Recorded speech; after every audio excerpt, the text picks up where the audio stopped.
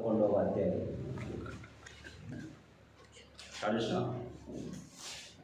ప్రకటన గ్రంథము 11వ అధ్యాయము 2వ వచనం నుంచి చదువుకుందాం. మొదటి నుంచి చదువుకుందాం.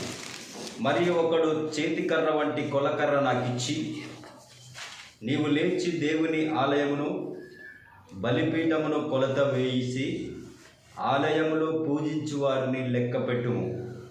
ఆలయమునకు వెలుపటి ఆవరణము కొలత వేయక విడిచిపెట్టుము. అది అన్యులకివ్వబడెను. వారు 42 నెలలు పరిశుద్ధ పట్టణమును కాలితో త్రొక్కుదురు. నేను నా 2 సాక్షులకు అధికారం ఇచ్చెదను. వారు గోనె పట్ట ధరించుకొని 1260 దినములు ప్రవసించుదురు. మీరు భూలోకమునకు ప్రభువైన వాని ఎదుట నిలుచున్న 2 ఒలివ చెట్లును దీపస్తంభములనై ఉన్నారు. ఎవడైనాను వారికి హాని చేయను ఉద్దేశించిన ఎడల వారి నోటి నుండి అగ్ని బయలువెడలి వారి శత్రువులను దహించి వేయును గనుక, ఎవడైనాను వారికి హాని చేయను ఉద్దేశించిన ఎడల అలాగున్న వాడు చంపబడవలెను. తాము ప్రవసించు దినములు వర్షము కురవకుండా ఆకాశమును మూయుటకు వారికి అధికారము గలదు. మరియు వారికిష్టమైనప్పుడెల్లా నీళ్లను రక్తముగా చేయుటకును నానా విధములైన తెగుళ్లతో భూమిని బాధించుటకును వారికి అధికారం గలదు. వారు సాక్ష్యము చెప్పుట ముగింపగానే అగాధంలో నుండి వచ్చు క్రూర మృగం వారితో యుద్ధం చేసి జయించి వారిని చంపును. వారి శవములు ఆ మహాపట్నపు సంత వీధులలో పడి ఉండును. వారికి ఉపమాన రీతిగా సొదొమ అనియు ఐగుప్తు అనియు పేరు. అచట వారి ప్రభు కూడా సిలువ వేయబడెను. మరియు ప్రజలకును వంశములకును ఆయా భాషలు మాట్లాడేవారికి జనులకును సంబంధించిన వారు 3 దినములన్నర వారి శవములను చూచుచు వారి శవములను సమాధులలో పెట్టనియరు. ఆ 2 ప్రవక్తలు భూనివాసులను బాధించినందుకు భూనివాసులు వారి గతి చూసి సంతోషించుచు ఉత్సాహించుచు ఒకరినొకడు కట్నములు పుచ్చుకొందురు. అయితే ఆ 3 దినమున్నర అయిన పిమ్మట దేవుని యొద్ద నుండి జీవాత్మ వచ్చి వారిలో ప్రవేశించెను గనుక వారు పాదములను ఊని నిలిచిరి. వారిని చూసిన వారికి మిగుల భయము కలిగెను. అప్పుడు ఇక్కడికి ఎక్కిరండని పరలోకం నుండి గొప్ప స్వరము తమతో చెప్పుట వారు విని మేఘాళులై పరలోకమునకు హారోనమైరి. వారు పోవుచుండగా వారి శత్రువులు వారిని చూచిరి. ఆ గడియలోనే గొప్ప భూకంపం కలిగినందున ఆ పట్టణంలో 10వ భాగం కూలిపోయాను. ఈ భూకంపం వలన 7,000 మంది చచ్చిరి. మిగిలిన వారు భయక్రాంతులై పరలోకపు దేవుణ్ణి మహిమ పరిచిరి. ఆమేన్. రైట్. దేవుడి వాక్యం దీవించినాక ప్రార్థన చేసుకుందాం. పరిశుద్ధుడ సర్వశక్తిమంతుడ యేసయ్యానికి స్తుతి స్తోత్రములు. చదవబడిన నీ వాక్యంలో నుండి నువ్వు మాతో మాట్లాడమని ప్రభువైన యేసుక్రీస్తు నామమున ప్రార్థించుచున్నాం తండ్రి. ఆమేన్. ఆమేన్. ఓకే, కొంచెం దగ్గర పెట్టు. బోర్డు మంచిగా పెట్టు. ఓకే. Praise the lord. దేవుడికి స్తోత్రం. హల్లెలూయా. ప్రియమైన దేవుని పిల్లలారా, ఇక్కడ దేవుని వాక్యం చాలా జాగ్రత్తగా విందాం. ఆమేన్. దేవుని వాక్యమే సత్యమై ఉన్నది. దేవుని వాక్యమే జీవమై ఉన్నది. దేవుని వాక్యమే మనని పరలోక రాజ్యం తీసుకుపోవున్నది. ఆమేన్. సో వాక్యమును ఈ అంత్యకాలంలో సమయమును వ్యర్థముగా పోనీయకుండా మనము ప్రతి దినము దేవుని ధ్యానం చేస్తూ ఉండాలి. దేవుని యొక్క వాక్యమును చదువుతూ ఉండాలి. ఆమేన్. మరి ముఖ్యంగా ప్రియమైన దేవుని పిల్లలారా, మనం జాగ్రత్తగా ఇప్పుడు గమనించినట్టయితే ప్రకటన గ్రంథము 11వ అధ్యాయం ఇప్పుడు మనం చదువుకున్నాం. ప్రకటన గ్రంథము 11వ అధ్యాయమును మనం చదువుకున్నాం. కానీ ప్రకటన గ్రంథము ఒక ప్రత్యేకమైన, బైబిల్ అంతట్లో ఒక ప్రత్యేకమైన పుస్తకమై ఉన్నది. ఆమేన్. ఇంకోటి ప్రవక్త గారు చెప్పినట్టు ప్రకటన గ్రంథము పుస్తకాలన్నిటికీ సంపూర్ణత అయిందంట. ప్రకటన గ్రంథము మిగతా 66 పుస్తకాలు ఉన్నాయి కదా బైబిల్ గ్రంథంలో, వాటన్నిటి యొక్క సంపూర్ణత ప్రకటన గ్రంథంలో ఉన్నది. అందుకే ప్రకటన గ్రంథం గురించి ఏం చెప్తున్నారంటే, బైబిల్ ఏం చెప్తున్నారంటే, ఈ ప్రవచన గ్రంథము, ప్రకటన గ్రంథం అనేది ఏ గ్రంథం అంటే ఇది ప్రవచన గ్రంథం. ఆమె చెప్తారా? ఇది ప్రవచన గ్రంథం. ఇంకొకటి, ఈ ప్రకటన గ్రంథము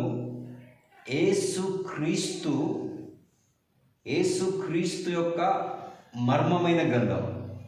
ఆమె ఈ ప్రకటన గ్రంథంలో యేసుక్రీస్తు తన సంఘంకు బయలుపరుచుకునేటువంటి కార్యము ఈ ప్రకటన గ్రంథం. ఆమె అందుకే ఈ ప్రవచన గ్రంథాన్ని, ప్రవచనము అంటే జరగబోయేది అన్నట్టు అర్థం.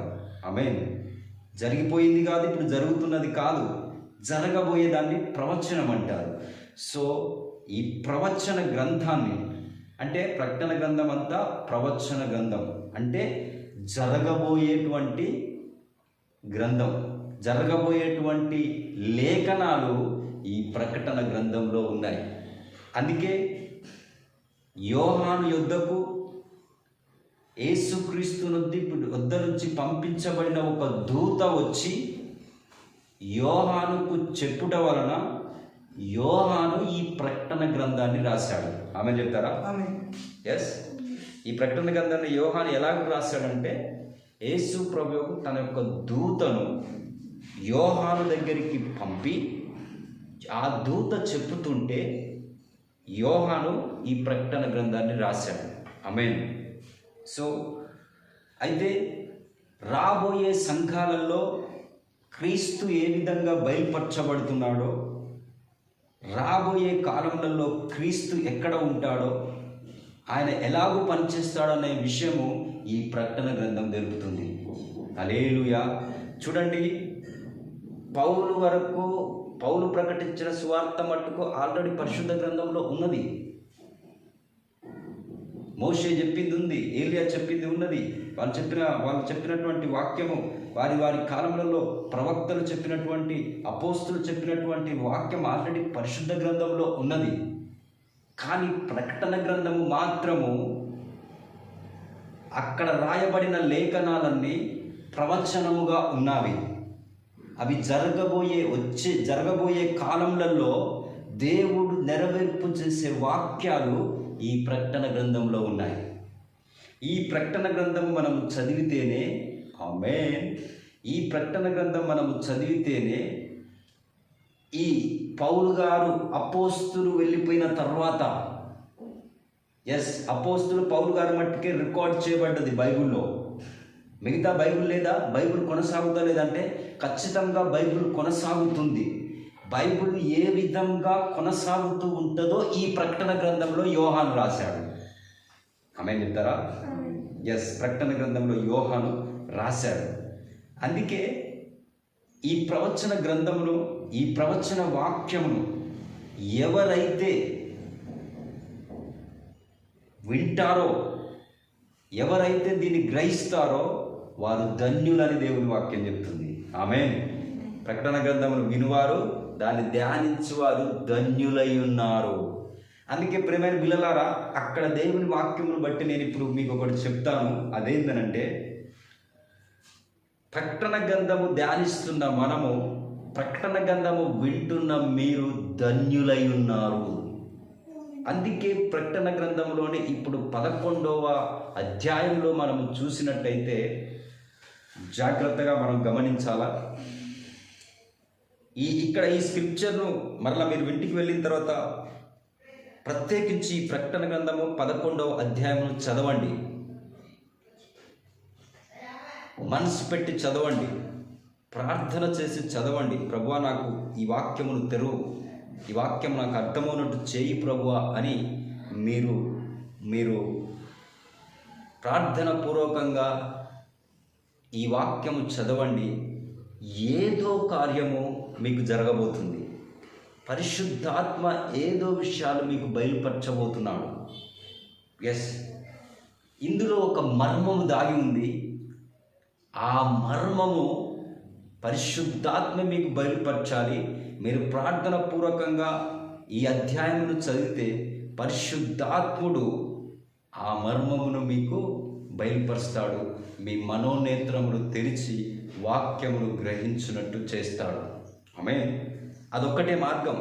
ప్రార్థన చేసి వాక్యమును ధ్యానిస్తున్నప్పుడు పరిశుద్ధాత్మే మనకు బయలుపాటునిస్తాడు. పరిశుద్ధాత్మ తప్ప ఇంకా ఎవ్వరు మనకు బయలుపాటును, ప్రత్యక్షతను ఇవ్వరు. ఏ పాస్టరు ప్రత్యక్షత బయలుపాటు ఇవ్వడు, ఏ బిషప్ ఇవ్వడు, ఏ పోపు ఇవ్వడు, ఏ మనుషుడు ఇవ్వడు, ఏ చెట్టు, కొండ, పుట్ట ఇవి ఏమి ఇవ్వవు. నీకు పరిశుద్ధాత్మనే వాక్యం యొక్క బయలుపాటునివ్వాలి, వాక్యం యొక్క ప్రత్యక్షతనివ్వాలి. అంటే పరిశుద్ధాత్మ మీద మనం ఆధారపడి ప్రార్థన చేసినట్టయితే, ఉపవాసం ఉండి ప్రార్థించినట్టయితే పరిశుద్ధాత్మ ఈ వాక్యమును తెరిచి నీకు బయలుపరుచుకుంటాడు. ఇది తప్ప వేరొకటి లేదు. అందుకే మనం పరిశుద్ధాత్మ పైన ఆధారపడాలి. అయితే ప్రియమైన దేవుని పిల్లలారా, ఇక మనము ప్రకటన 11వ అధ్యాయంలోనికి పోదాం. ప్రకటన 11వ అధ్యాయము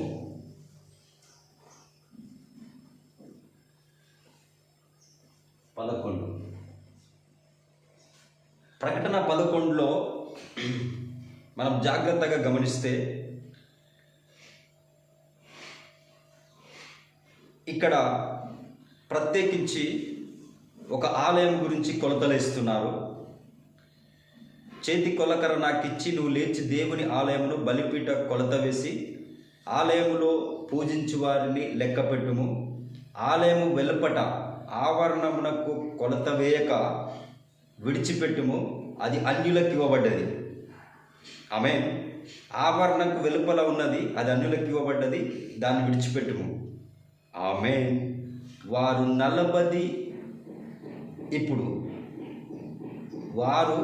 42 నెలలు పరిశుద్ధ పట్టణమును కాలితో త్రొక్కుదురు. ఇప్పుడు 3వ వచనం నుంచి నేను చదువుతున్నాను, జాగ్రత్తగా వినండి. నేను నా 2 సాక్షులకు అధికారం ఇచ్చేదను. ఎంతమందికి? నా 2 సాక్షులకు అధికారం ఇచ్చేదను. 2 సాక్షులు.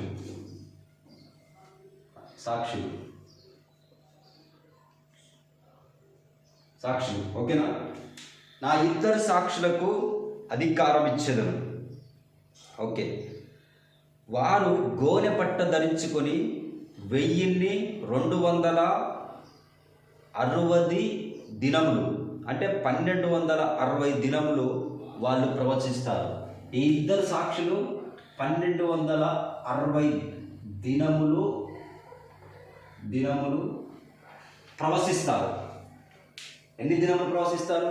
1260 దినములు. ఆమె నేను 2 సాక్షులను పంపుతానని చెప్పారు. ఆ 2 సాక్షులకు అధికారమును ఇస్తానని దేవుడు చెప్పాడు. అలాగే ఆ 2 సాక్షులు 1260 దినములు ప్రవచిస్తారు. ఏం చేస్తారు? వాళ్ళు ప్రవచిస్తారు. ఎస్, ఓకేనా? వీరు భూలోకమునకు ప్రభు అయిన వాని ఎదుట నిలుచున్న 2 ఒలీవ చెట్లును దీపస్తంభములై ఉన్నారు. వీళ్ళు ఏమై ఉన్నారట? ప్రభు సన్నిధికి, ప్రభు ఎదుట ఉన్న 2 ఒలీవ చెట్లును 2 దీపస్తంభములై ఉన్నారు. ఈ 2 సాక్షులే ఒలీవ చెట్లు. ఎస్, ఒలీవ చెట్లు. మరలా దీపస్తంభం.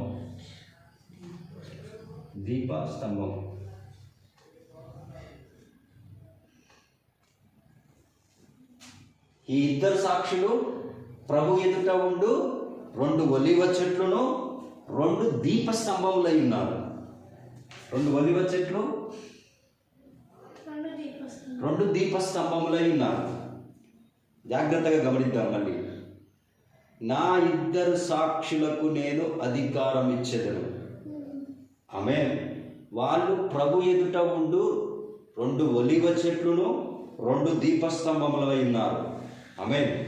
మళ్ళా వాళ్ళు ఎన్ని దినములు ప్రవశిస్తారు? 1260 దినములు ప్రవశిస్తారు. ఓకే, నెక్స్ట్ తర్వాత చదువుదాం. ఇప్పుడు 5వ అధ్యాయం.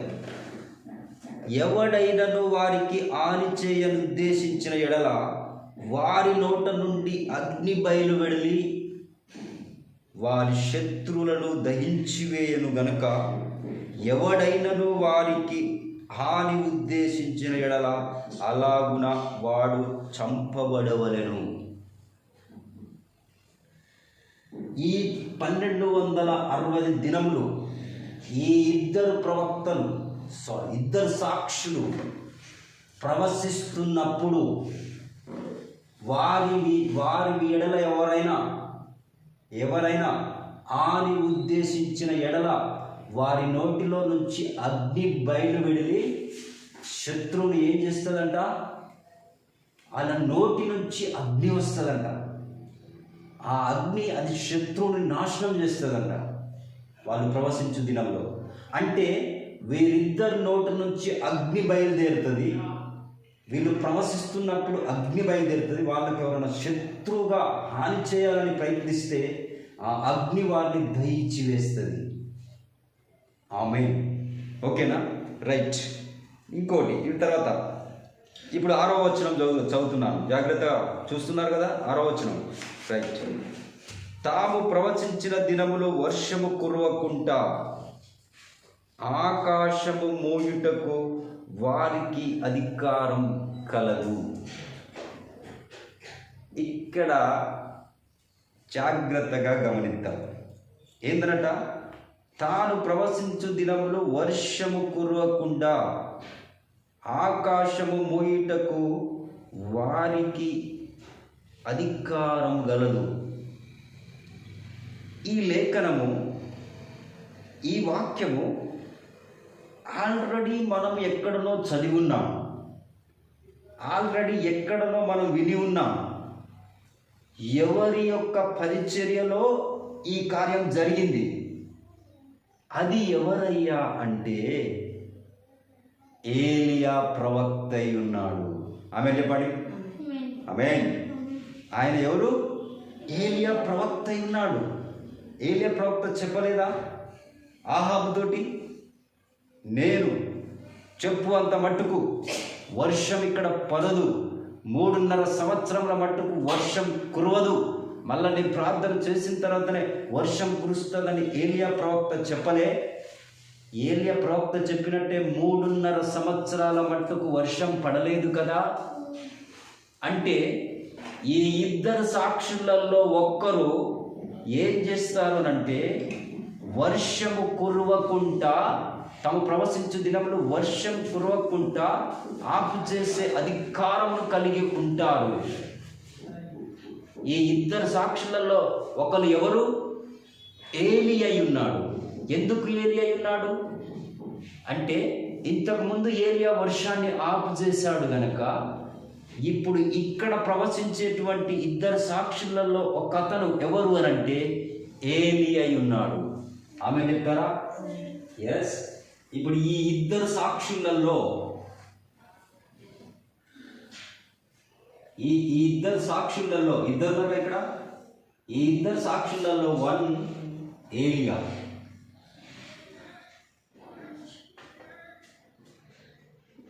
ఆమె మరలా ఒక్కతను ఏలియా.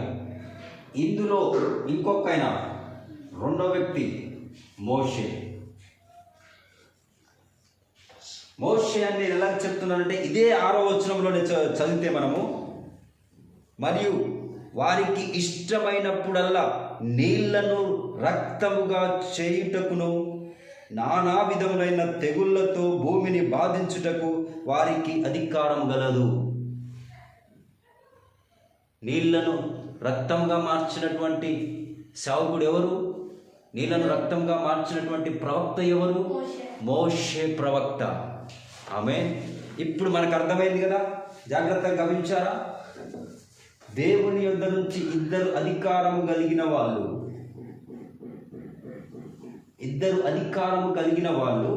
ఆమేన్, ఇద్దరు అధికారము కలిగిన వాళ్ళు సాక్షులను దేవుడు పంపాడు. వాళ్ళు దేవుని ఎదుట ఉన్న 2 ఒలీవ చెట్లను 2 దీపస్తంభములై ఉన్నారు. ఆమేన్. వాళ్ళు 1260 దినములు ప్రవశిస్తారు. ఆమేన్. వాళ్ళు ప్రవచించు దినములలో వారి నోటిలో నుంచి అగ్ని బయటికి వెళ్తుంది. శత్రు ఎవరైనా హాని చేయాలని ప్రయత్నిస్తే ఆ అగ్ని వాళ్ళను దహించి వేస్తుంది. ఆమేన్.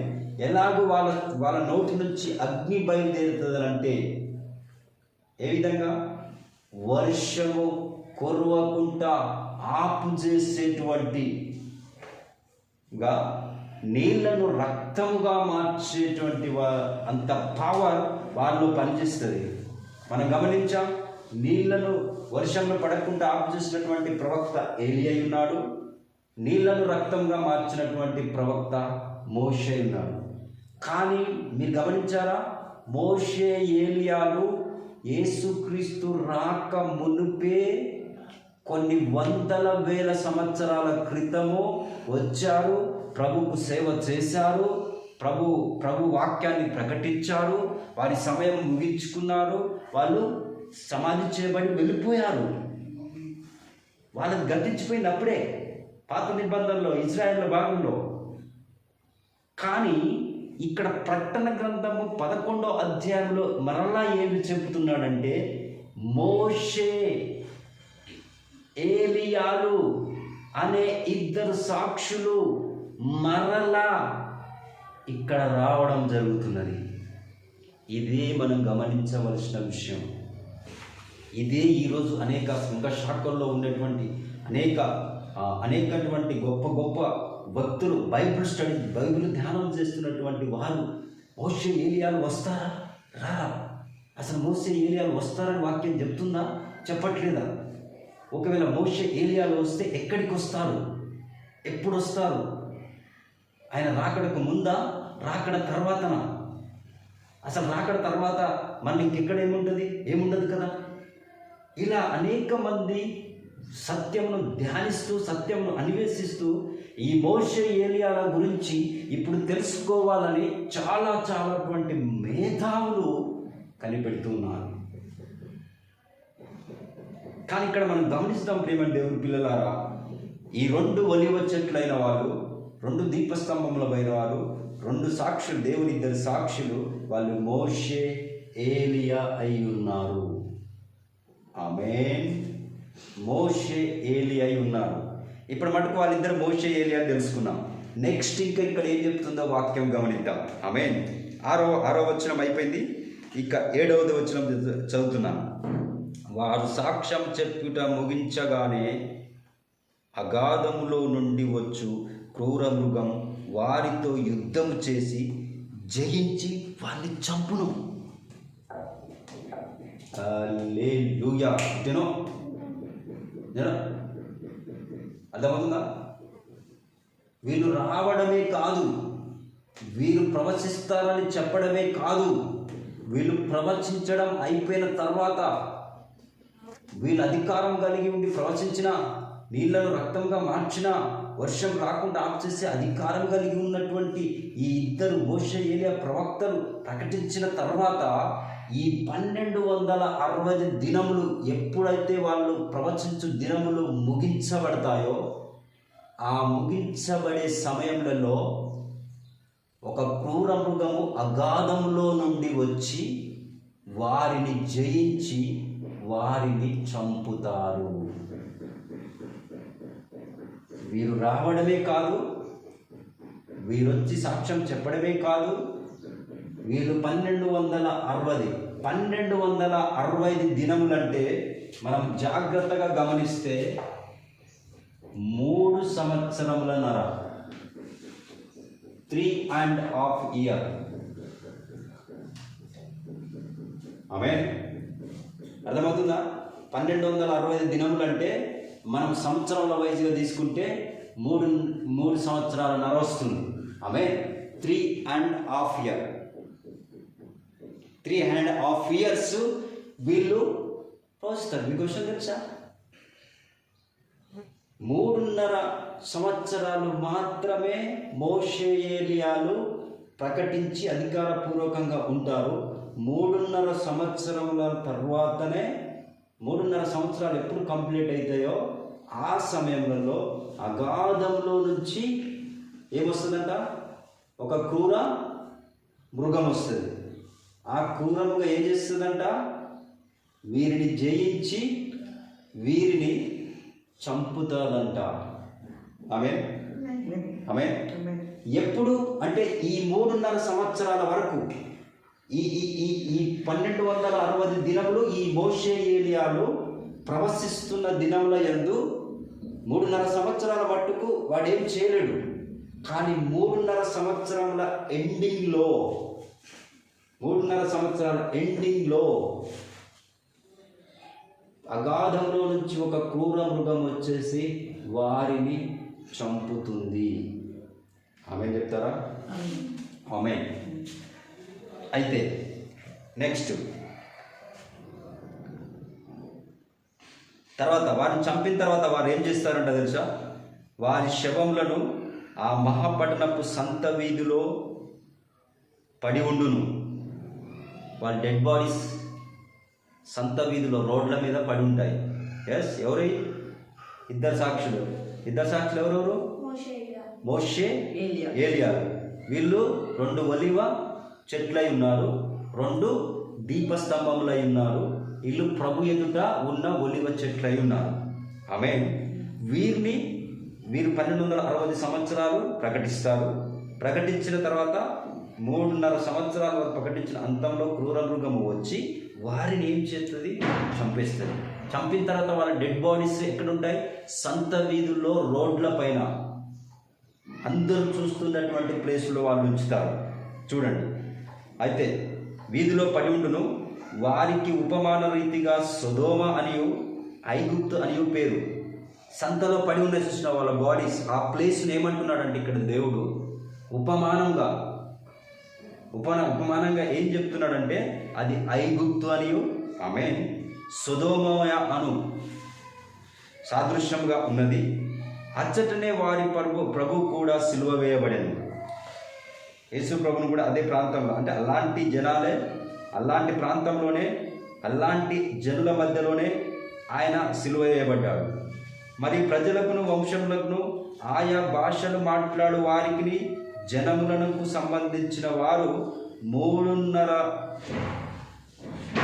3 దినములన్నర వారి శవములను చూచుచు వారి శవములను సమాధిలో పెట్టనియరు.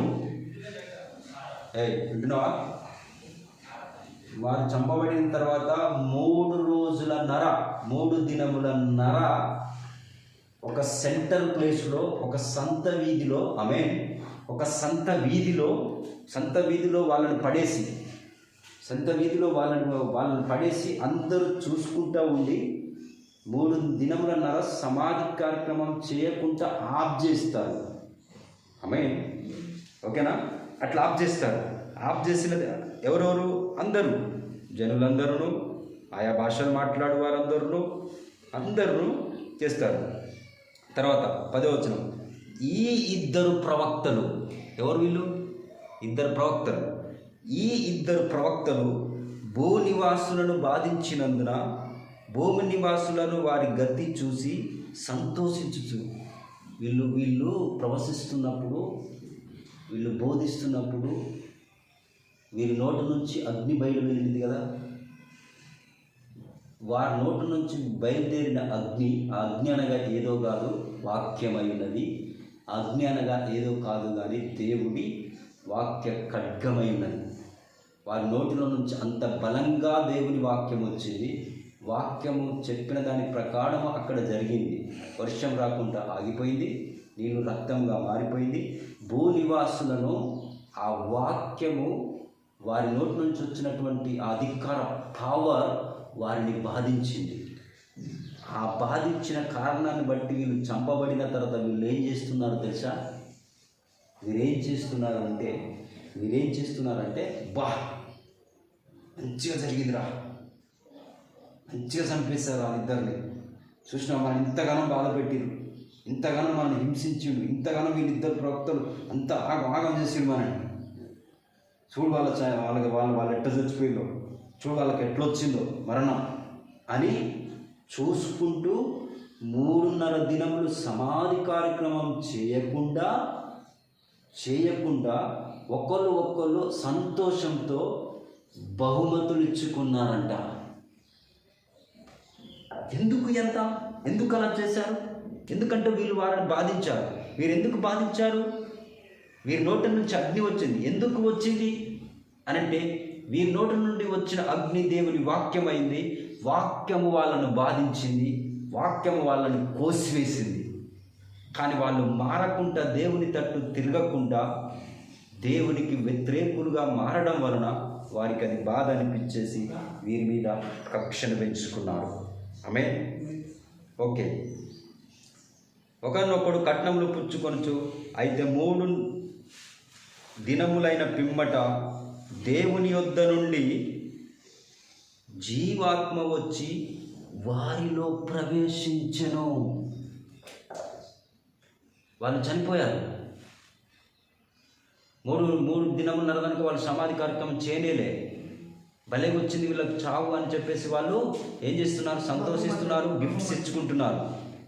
కానీ 3.5 దినముల తర్వాత జీవాత్మ వచ్చి వారి శవముల మీదకి వచ్చిందంట. బాడీస్ మీదకి, డెడ్ బాడీస్ మీదకి హోలీ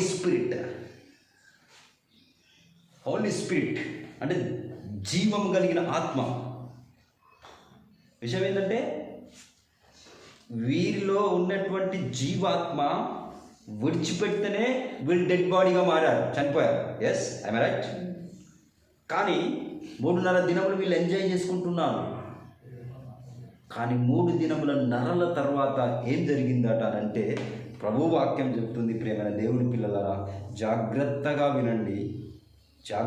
వినండి. అయితే 3.5 దినములైన పిమ్మట దేవుని యొద్ద నుండి జీవాత్మ వచ్చి వారిలో ప్రవేశించెను. కనుక వారు పాదములు ఊని నిలిచారు. అంటే దీని అర్థమైంది, వాళ్ళు తిరిగి లేచి నిలబడ్డారు. చనిపోయిన తర్వాత 3.5 దినముల తర్వాత జీవాత్మ ప్రభు యుద్ధ నుండి వచ్చి వాళ్ళలోనికి ఎంటర్ అయిన తర్వాత ఆ చనిపోయినటువంటి డెడ్ బాడీస్ మళ్ళీ తిరిగి లేచి నిలబడ్డారు.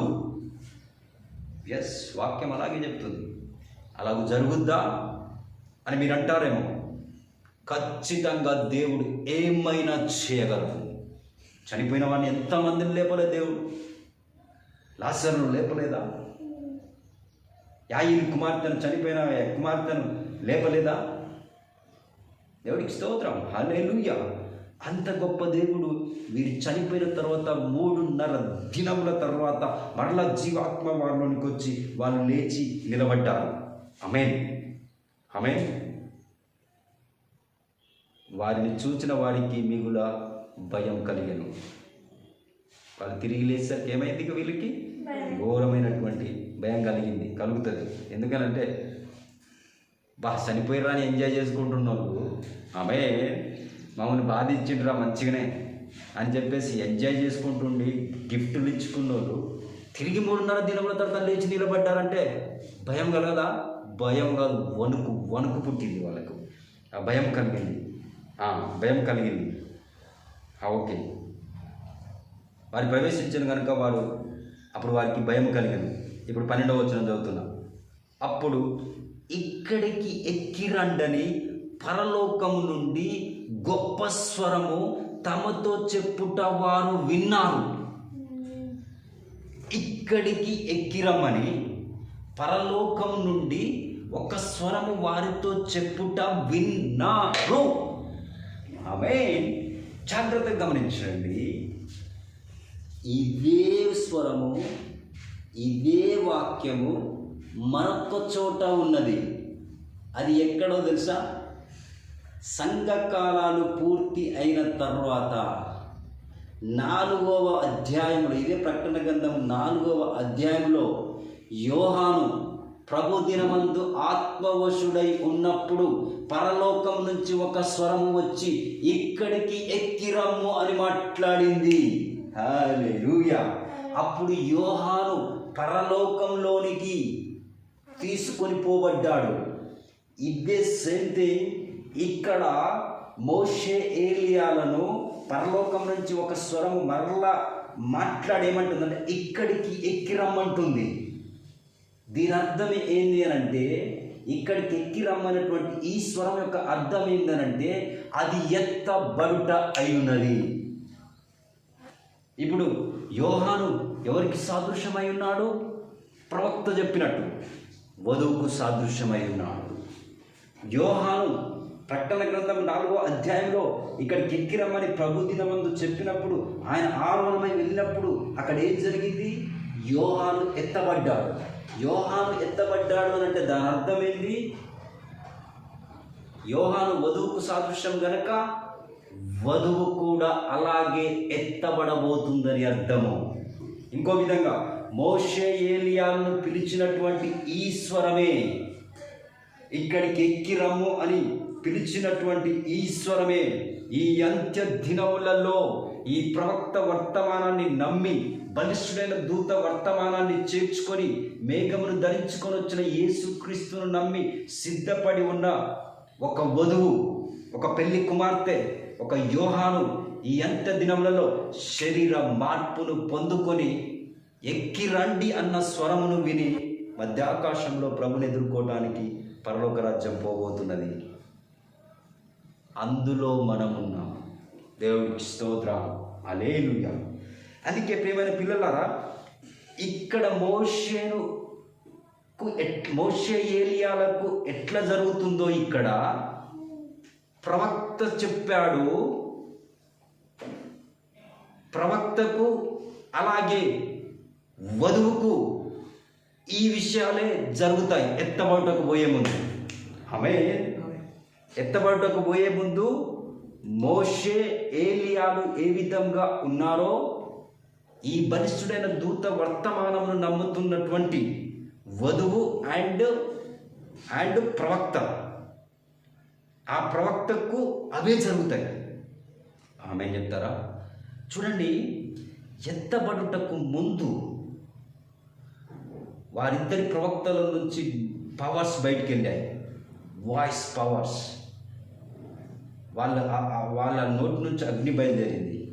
స్టిల్ నౌ ఇప్పుడు వధువు నోటిలో నుంచి, ప్రవక్త చెప్పిన స్వరంలో నుంచి, వధువు నోటిలో నుంచి మరలా అగ్ని బయటికి వెళ్తున్నది.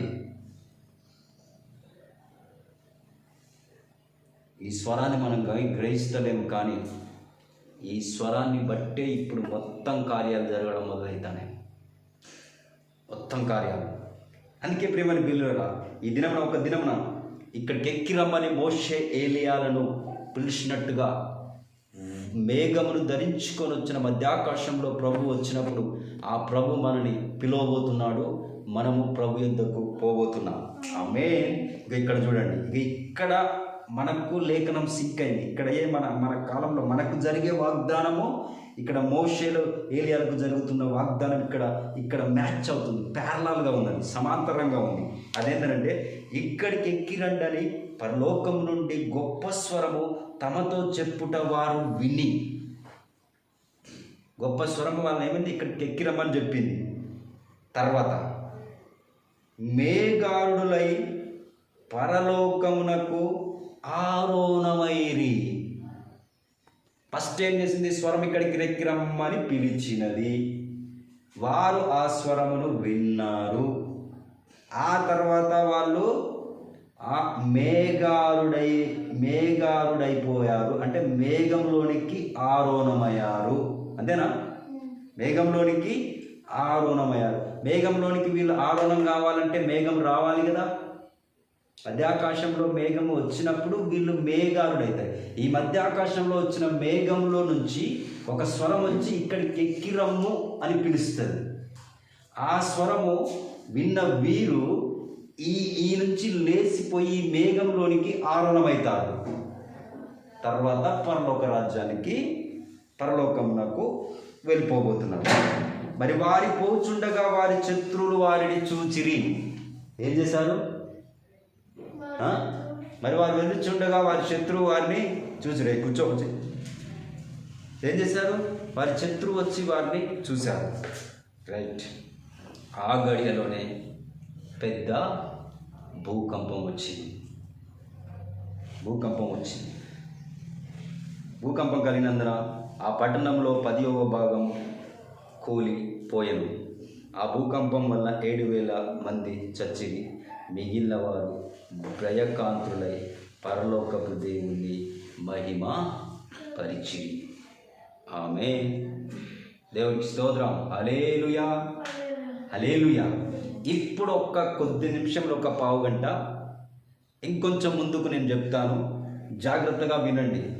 మోషే ఏలియాలని తెలుసు, వాళ్ళు ప్రవశిస్తారని తెలుసు, వాళ్ళకి అధికారం కలిగి ఉందని తెలుసు, వారిని క్రూరముఖం వచ్చి చంపుతారని తెలుసు. ఆమేన్. వాళ్ళిద్దరు సాక్షులని తెలుసు. ఆ తర్వాత జీవాత్మ వారి మీదకి వస్తుందని తెలుసు. వినండి, వస్తుందని తెలుసు. తర్వాత వాళ్ళు ఎక్కిన పని, వాళ్ళు ప్రభు స్వరం వింటారని తెలుసు. వాళ్ళు మేఘారుడై వెళ్తారని తెలుసు. ఆ మేఘారుడై వెళ్ళిపోయి పరలోకం పోతారని తెలుసు. ఇది మోషే ఏలియాలకు జరగబోతున్నటువంటి విషయం. కానీ ఈ మోషే ఏలియాలు ఎక్కడికి వస్తారు? ఇక్కడ పాయింట్. ఇప్పుడు నేను చెప్పబోయే విషయం ఇదే, గమనించాలి. ఆమేన్. రైట్. ప్రియమైన పిల్లలు, ఇక్కడ జాగ్రత్తగా గమనించండి.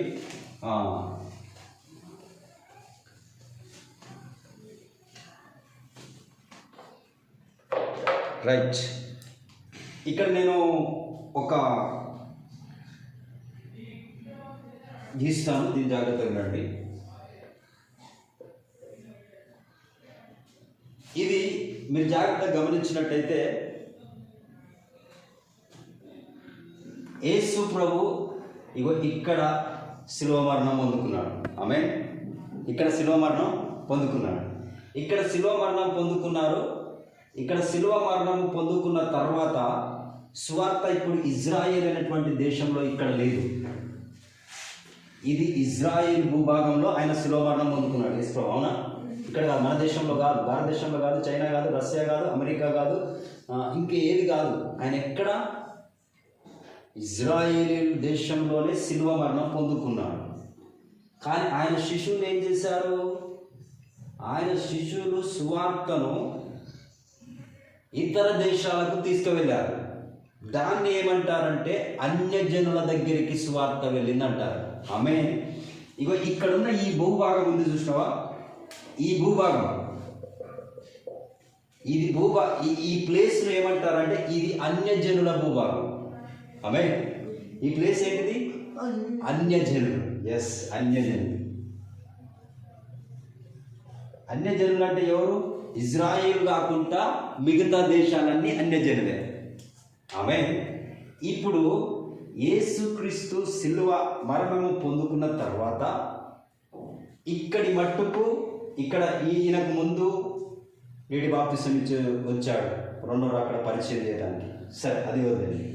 ఇప్పుడు యేసుక్రీస్తు ప్రభువు ఇక్కడ శిలువ మరణం పొందుకున్న తర్వాత వాస్తవానికి ఇక్కడ నుంచి ఇజ్రాయెల్ ప్రజలు ఆ భూభాగంలో లేరుగా. అపోస్తులైన పౌలు గారు, పేతురు గారు, యేసుప్రభు యొక్క శిష్యులు ఇతర దేశాలకు చెల్లా చెదురైపోయి ఆయా ప్రాంతంలో సువార్తను ప్రకటించారు. ఆమేన్. మన దేశానికి ఎవరు వచ్చారు? శిష్యులలో ఒకరు తోమ అనేటువంటి వ్యక్తి మన భారతదేశానికి వచ్చి సువార్త మొట్టమొదటిసారి ప్రకటిస్తే అప్పటి నుంచి సువార్త యేసుక్రీస్తే రక్షకుడు అన్న విషయం మనందరికీ తెలిసిపోయింది. మనందరం ఇప్పుడు రక్షింపబడటానికి ఆ రోజు యేసు ప్రభు యొక్క శిష్యుడు తోమ రావడం. అలాగనే అనేక దేశాల్లోనికి ఈ యేసు ప్రభు నమ్ముకున్న పెంతెకోస్తు పండగ దినటువంటి పరిశుద్ధులు ఇతర ప్రాంతంలోకి వెళ్ళిపోయి అక్కడ యేసే రక్షకుడని సువార్తను ప్రకటించడం మొదలుపెట్టారు. అంటే ఇప్పుడు దేవుని యొక్క సువార్త ఇజ్రాయేల్ భూభాగంలో లేదు. దేవుని యొక్క స్వార్థ ఎక్కడ ఉన్నది అని అంటే అన్య జనులైన మన మధ్యలో ఉన్నది. ఇప్పుడు దేవుని యొక్క స్వార్థ ఇజ్రాయెల్ నుంచి అన్య జనులకు వచ్చి ఎన్ని సంవత్సరాలు అవుతుందయ్యా అంటే ఈ సంవత్సరం మటుకు అయితే 2026 సంవత్సరాలు అవుతుంది ఇప్పటికీ. ఈ కాలం ఎంత? ఇప్పుడు ప్రస్తుతం ఇప్పటి వరకు ఈ కాలం ఎంత అంటే ఇది 2026 సంవత్సరాలు. ఈ 2026 సంవత్సరాలు, ఎందుకంటే క్రీస్తు శకం క్రీస్తు పూర్వం కదా, అవునా? క్రీస్తు శకం అనేది క్రీస్తు పుట్టుక నుండి క్రీస్తు శకం, క్రీస్తు పుట్టుక నుంచి వెనకకున్నదో పూర్వం, ముందుకు వచ్చిందో శకం. ఓకే, ఏసీబీసీ అంటారు తెలుసా? ఏసీబీసీ అంటారు ఇంగ్లీష్లో. ఓకే, ఇప్పుడు ఈ క్రీస్తు ఇక్కడ పుట్టినప్పుడు కానుంచి ఇటు సైడ్ క్రీస్తు పూర్వం అంటారు, ఇటు క్రీస్తు పూర్వం.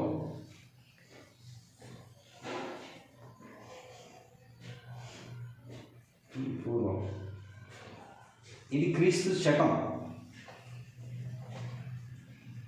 క్రీస్తు శకం అంటారు. అంటే ఇప్పుడు క్రీస్తు శకం మనం ఎంత ఉన్నాం? 2026 సంవత్సరాలు అవుతుంది క్రీస్తు పుట్టి, 2026 సంవత్సరాలు. కానీ యేసు క్రీస్తు జన్మించి శిలువ మరణం పొందుకున్న తర్వాత ఇక ఇజ్రాయెల్ భూభాగంలో దేవుని సువార్త లేదు. దేవుని సువార్త అన్య జనులైన మన వైపు వచ్చి ఉన్నది. ఓకేనా? వాస్తవానికి మోషే ఏలియాలు ఇక్కడ వచ్చారండి. ఇక్కడ మోషే వస్తే ఇక్కడ ఏలియా వచ్చాడు. ఎగ్జాంపుల్ ఈ కాలంలో చూసుకుంటే అంతే కదా, ఈ కాలంలో క్రీస్తు పూర్వం చూసుకుంటే మోషే ఇక్కడ వచ్చాడు, ఏలియా ఇక్కడ వచ్చాడు. అయిపోయింది కదా. కానీ ఇప్పుడు మన చదివిన లేఖనం ప్రకారం 11వ అధ్యాయంలో మళ్ళీ మోషే ఏలియా ఇద్దరు ప్రవక్తలు వస్తారు. ఎప్పుడు వస్తారనేది నేను ఇప్పుడు చెప్పేది అదే. అయితే 2000 అన్య జనులకు ఇవ్వబడ్డది. ఈ అన్య జనుల కాలము ఎప్పుడు ముగించుకొని మళ్ళా ఎప్పుడు దేవుని వాక్యము మళ్ళా ఇజ్రాయెల్ దగ్గరికి పోబోతుందంటే, ఆమేన్, వింటున్నారా? ఈ నుంచి ఇది కంప్లీట్ అయిన తర్వాతనే, అన్య జనుల కాలము సంపూర్ణమైపోయిన తర్వాత దేవుడి యొక్క స్వార్థ, దేవుడి యొక్క వెలుగు మరల ఇజ్రాయేలు దేశంలోనికి పోబోతున్నది. ఆమె చెప్తారా? మళ్ళీ పోబోతుంది. అంటే ఇగో ఈ అన్య జనులలో వస్తున్న ఏర్పరచబడిన 7 సంఘకాలంలో ఉన్న వధువు ఇక్కడ ఎత్తబడబోతుంది. రైట్ నౌ ఇగో ఇక్కడ ఒక ఎత్తబడుట జరగబోతున్నది. ఎవరికి? ఇగో మీకు విషయం తెలుసా? ఈ కాలం అంతట్లో 7 సంఘాలు ఉన్నాయి. 1, 2, 3, 4, 5, 6, 7 సంఘాలు. ఎస్, ఎన్ని? 7 సంఘాలు ఉన్నాయి. 7 సంఘాలకు 7 దూతలు ఉన్నారు, 7 వర్తమానికులు ఉన్నారు. 7వ సంఘకాలంలో 7వ సంఘకాల అంతమందు, వినండి 7వ సంఘకాల అంతమందు వధువు అన్య జనుల్లో వచ్చినట్టు ఆయన నామనిమిత్తం ఏర్పరచబడిన ప్రజలు ఇక్కడ ఎత్తబడబోతున్నారు. ఎత్తబడుట జరుగుతుంది. ఇక్కడ ఏం జరుగుతుంది? ఎత్తబడుట జరుగుతుంది. ఎత్తబడుట కంప్లీట్ అయిన తర్వాత ఇక దేవుడి యొక్క స్వార్థ మళ్ళా ఇజ్రాయేల్ భాగంలోనికి స్టార్ట్ అయింది. ఇప్పుడు దేవుడి స్వార్థ ఇక్కడికి వచ్చింది డాడీ, అవునా? ఇక్కడికి వచ్చింది. ఈడ ఆల్రెడీ ఆగిపోయింది, ఇజ్రాయేల్లో లేడీగా. ఇగో ఈ అన్య జనుల మధ్యలో ఇప్పుడు ఆయన పనిచేస్తున్నాడు. ఈ 7 సంఘకాలాలలో ఆయన పనిచేస్తున్నాడు. ఈ 7 సంఘకాలంలో చివరిలో ఈ అన్య జనుల్లో వచ్చిన వధువు ఎత్తబడుటకు పోతుంది. ఎత్తబడుటకు పోవడం కంప్లీట్ అయినాక సువార్త ఇప్పుడు ఈ నుంచి ఇటువైపు వెళ్ళబోతుంది. ఇజ్రాయెల్ దేశంలోనికి సువార్త వెళ్ళబోతుంది. ఇగో ఈ ఇజ్రాయెల్, ఇదేంటిది? This place is Israel. ఈ ఇజ్రాయెల్లో సువార్త ప్రకటించబడబోతుంది. ఇగో ఇక్కడ మోషే ఏలియాలు వస్తారు. మోషే ఏలియాలు వచ్చి మరలా ఈ ఇజ్రాయేల్ భూభాగంలో సువార్తను ప్రకటిస్తారు. ఇప్పుడు నేను చెప్పిన దాని ప్రకారం మోషే ఏలియాలు వచ్చేది రాబోతున్నారు. మోషే ఏలియాలు రాబోతున్నారు. వారు ఎక్కడికి రాబోతున్నారంటే ఇజ్రాయేలు భూభాగంలోనికి మోషే ఏలియా అనే ఇద్దరు ప్రవక్తలు రాబోతున్నారు. ఈ ఇజ్రాయేలు దేశంలోనికి ఇద్దరు ప్రవక్తలు వచ్చి 3.5 సంవత్సరంలో ప్రవశిస్తారు.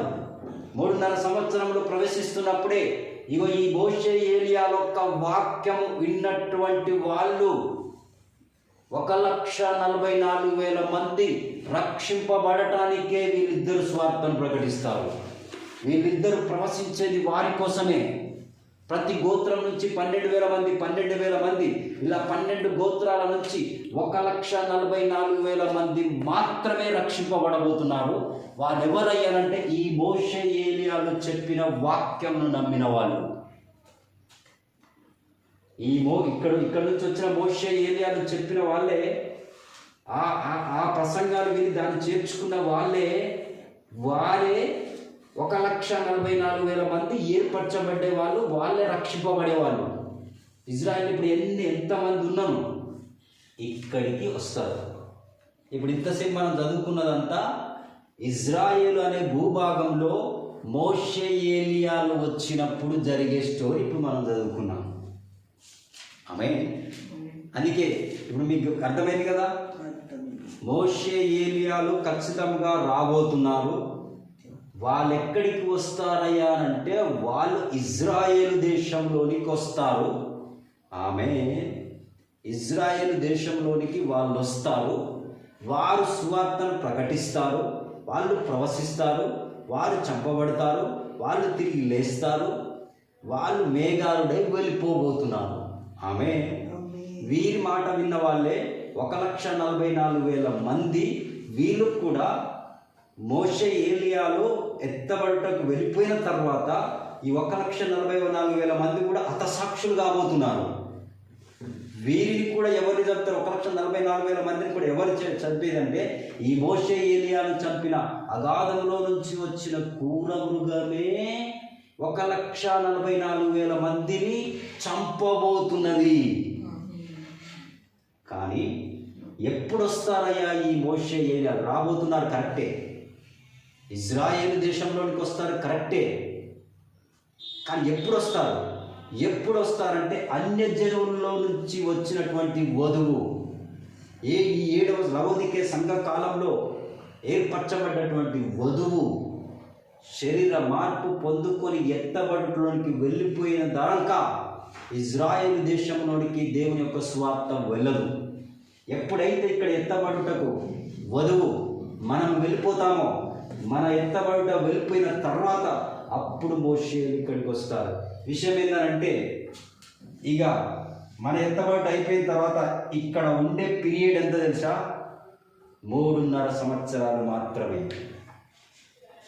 3.5 సంవత్సరంలనే మన ఎత్తబడుట అయిపోయిన తర్వాత 3.5 సంవత్సరంలనే మోషే ఏలియాలు వస్తారు, ప్రకటిస్తారు. వాళ్ళు కూడా మన లెక్క మేఘాలుడే వస్తారు. కానీ 1,44,000 మందికి కూడా ఈ సమయంలోనే హతసాక్షులు కాబోతున్నారు. దీన్నే ఏమన్నారంటే ఈ 3.5 సంవత్సరాలనే ప్రవక్త చెప్పినట్టు, పరిశుద్ధ గ్రంథం, ప్రకటన గ్రంథం చెప్పినట్టు ఈ 3.5 సంవత్సరాలే మహాశ్రమల కాలమై ఉన్నది. హల్లెలూయా. మహాశ్రమల కాలంలో మళ్ళీ దీనిలోకి వెళ్తే, మహాశ్రమ కాలం దీనిలోకి వెళ్తే ఒక పక్క మోషేను చంపుతారు, వాళ్ళు అద్భుతాలు జరుగుతాయి. మోషే వర్తమానంలో నమ్మినటువంటి 1,44,000 మందిని కూడా ఈ క్రూరమృగం చంపబోతుంది. అలాగే బుద్ధి లేని కన్యక ఇక్కడ విడవబడతారు. ఒక బుద్ధి లేని కన్యకలు 5 విడవబడతారు. ఎస్, కన్యకలు కాబట్టి వాళ్ళ బుద్ధి లేదు, కానీ వాళ్ళు కన్యకలు. వాళ్ళు ఏం చేస్తారంటే కొంతమంది మనం ఎత్తబడటకు వెళ్ళిపోయిన తర్వాత కొంతమంది వాక్యం కోసం నిలబడబోతున్నారు. ఆ వాక్యం కోసం నిలబడుతున్న వారిని, అంటే వారి సంఘ శాఖలలో ఆ మృగం యొక్క మాట వినని వాళ్ళను కూడా ఇటు బుద్ధి లేని కన్యకలను అటు 1,44,000 మందిని ఈ అగాధంలో నుంచి వస్తున్న క్రూర మృగము చంపబోతున్నది. అదే మహాశ్రమల కాలమైంది. అందుకే ప్రవక్త విలియం బ్రెన్హామ్ గారు చెప్పారు, ఈ కాలపు వధువు, ఆయన పెళ్లి కుమార్తె, ఆమె మహాశ్రమలోనికి పోదు కానీ మహాశ్రమలకు ముందే ఎత్తబడబోతుందని చెప్పాడు. అంటే ఈ 3.5 సంవత్సరాలలో వచ్చేటువంటి మహాశ్రమలలో ఆ 1,44,000 చంపబడే శ్రమలు కానీ, ఇటు బుద్ధి లేని కన్యకలకు జరిగే శ్రమలు కానీ, ఆ చనిపోవడం కానీ ఈమెకు జరగదు. ఎందుకనంటే ఈమె సజీవంగా శరీర మార్పును పొందుకొని మహాశ్రమలకు ముందే ఎత్తబడుటకు పోబోతుందని ప్రవక్త విలియం మ్యారియన్ బ్రెన్హామ్ గారు చెప్పారు. ఆమేన్. అందుకే ప్రియమైన దేవుని పిల్లలారా, దేవుడు మన ఎడలకు ఎంత కృప చూపాడు తెలుసా? అసలు ఈ కాలంలో ఉన్న వధువుకు, ఈ పవిత్రాలైన కన్యకకు, ఈ ఏర్పరచబడ్డ దేవుని పిల్లలకు, ఈ బలిష్ఠులైన దూత వర్తమానం నమ్ముతున్నటువంటి ప్రజలు, it's a very special people. ఈ ప్రత్యేక క్లాస్ పీపుల్, వీళ్ళు ఒక స్పెషల్ క్లాస్. అసలు వాళ్ళు దాన్ని గుర్తిస్తలేరు. It very very very special. భూమి మీద పుట్టింది మొదలుకొని ఎవరికి లేని ధన్యత, ఎవరికి లేని యోగ్యత, ఎవరికి లేని భాగ్యం. బలిష్ఠుడకు దూత, ప్రవక్త సంపూర్ణ వాక్యం తీసుకొచ్చి చెప్పిన బలిష్ఠుడకు దూత, 7వ ముద్ర కింద ఉన్న ఈ వధువు వెరీ స్పెషల్ పీపుల్ అయిన ఈమె ఆయన ఎముకలో ఎముక, ఈమె ఆయన మాంసంలో మాంసం, ఈమె ఆయనలో తీయబడినటువంటి పెళ్లి కుమార్తె. ఈమెకు మరణమును దేవుడు ఎలాగ రాణిస్తాడు, ఈమెకు ఎలాగ మహాశ్రమలను రాణిస్తాడు. సో ఈ బలిష్ఠుడకు మేఘమును ధరించుకొని వచ్చిన ప్రవక్త పరిచయం చేసిన మేఘస్తంభ వర్తమానం నమ్ముతున్న మనం ఆయన పెళ్లి కుమార్తె అయి ఉన్నాం, ఆయన భార్య అయి ఉన్నాం. ఆయన మనని శ్రమల పాలలోనికి తీసుకువెళ్ళడు, ఆయన మన మరణంలోనికి తీసుకువెళ్ళడు, ఆయన మన కష్టాలను రానియడు. ఆయన ఎల్లప్పుడూ మనకు తోడుగా ఉండి రక్షించి ఒక దినమున మనని ఆయన మధ్యాకాశంలో వచ్చి ఇక్కడికి ఎక్కిరమ్ము అని పిలువబోతున్నాడు. ఆ స్వరము మనం వినబోతున్నాం. విని మనము ఆ మేఘారుడై ఆ మేఘంలోనికి ఆరోహణం కాబోతున్నాం. ఆ తర్వాత పరలోకంలోకి ప్రభుతో పాటు మనము వెళ్ళిపోబోతున్నాం. ఆ తర్వాత ప్రభుతో పాటు 1000 ఏళ్ల పరిపాలనలో ఉండబోతున్నాం. అందుకే ప్రియమైన దేవుని పిల్లలారా, దేవుడిచ్చిన మన కృపకై మనం ఏమి చేసినా తక్కువే. మరి దీని గురించి ఇంకా ధ్యానించండి, తెలుసుకోండి. దేవుని రాకడకు సిద్ధపడాలని అందరినీ కోరుకుంటూ, అందరూ ప్రార్థనాపూర్వకంగా వాక్యమును ధ్యానించండి. ఈ లోక విషయంలో, లోక పనులు, లోకపు ఇవన్నీ పక్కకు పెట్టండి. దేవుడి పైన ఆసక్తి కలిగి ఉండండి. మొదట దేవుని నీతిని, దేవుని రాజ్యమును ఎత్తుకండి. అప్పుడు మీకు ఇవన్నీ అనుగ్రహిస్తావోయ్. ఈగో పరలోకమును పోగొట్టుకుంటే ఇక అది ఎంత ఘోరంగా ఉంటుందో మనం ఊహించలేము, చెప్పలేము. కానీ పరలోకమును సంపాదించుకుంటే అది ఎంత ఆనందం ఉంటుందో అది కూడా మనం ఊహించి చెప్పలేము. అంత గొప్ప ఆనందంను లేదా పోగొట్టుకోకుండా మనం కృపలో వాక్యమును ధ్యానిస్తూ, ఆరాధిస్తూ, ఇంకా లోతైన విషయాలు తెలుసుకుంటూ పరలోక రాజ్యానికి సిద్ధపడవాలని మిమ్మల్ని హృదయపూర్వకంగా కోరుకుంటున్నాను. దయచేసి దేవుని వాక్యం కోసం సమర్పించుకోండి, సిద్ధపడండి, పరలోక రాజ్యమే గురిగా పెట్టుకోండి. దేవుడు ఈ వాక్యమును దీవించునుగాక. ఆమేన్, ఆమేన్.